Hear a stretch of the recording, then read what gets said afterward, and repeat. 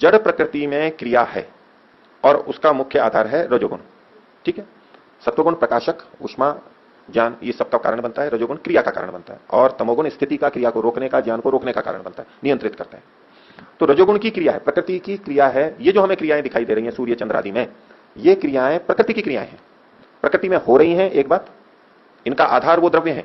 यद्यपि ये द्रव्य भी परमात्मा है, इस दृष्टि से कोई कह सकता है कि ये क्रियाएं वास्तव में परमात्मा में हो रही हैं, लेकिन परमात्मा में स्वयं में गति नहीं हो रही है।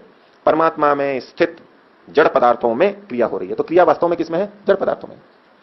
और ये क्रिया, ये वेग, ये इन जड़ पदार्थों का अपना है, ये परमात्मा का दिया हुआ नहीं है कि परमात्मा में कोई शक्ति थी और उसने क्रिया इनमें डाल दी। ये क्रिया गुण रजोगुण का अपना धर्म है, प्रकृति का अपना धर्म है। तो जब ये मानने लगते हैं तो भाई परमात्मा क्या कर रहा है यहां पर? ये तो क्रिया इनकी अपनी है, परमात्मा की क्या महत्ता है? तो जड़ वस्तु में जो क्रिया होती है वो बुद्धिपूर्वक नहीं होती, उनका अपना जैसा स्वभाव होता है वैसा चलता रहेगा।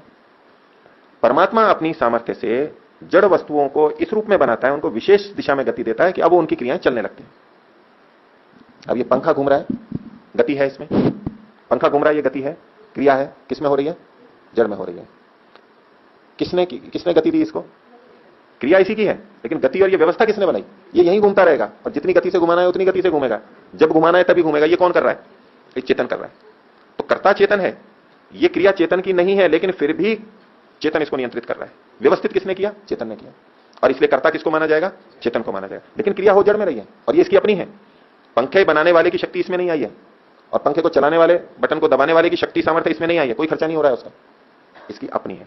बस ऐसे ही प्रकृति में भी हमें समझना चाहिए, ये जो सूर्य चंद्र आदि घूम रहे हैं अथवा प्रलय अवस्था से जो सृष्टि बनी उस समय जो विभिन्न गतियां हुई, आलोड़न हुआ, ये सब हुआ, सब कुछ जो भी हुआ, ऊष्मा है, गति है, ऊर्जा है, कुछ भी जो भी सब हुआ, ये सब प्रकृति का अपना है। लेकिन परमात्मा ने इसको बुद्धिपूर्वक व्यवस्थित किया है, इसलिए वो इसका करता है, सृष्टि करता है।